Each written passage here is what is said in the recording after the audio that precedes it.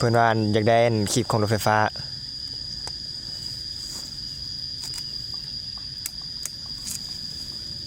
ไปสามเลย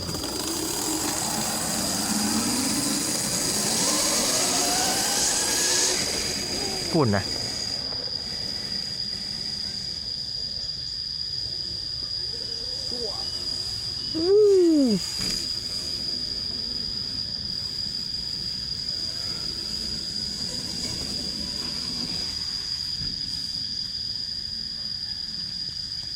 นี่เหรอสุ่มมา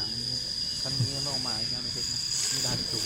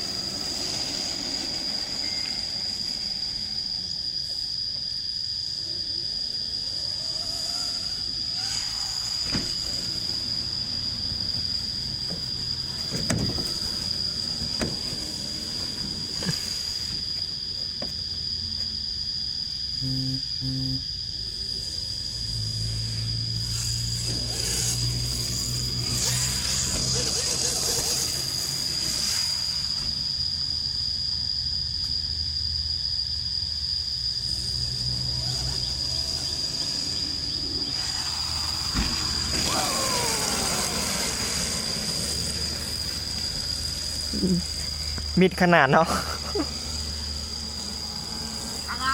คักเหยียบอย่างนี้หมดแล้วไปอย่างเขาบ่ให้ตัวลงรุ่น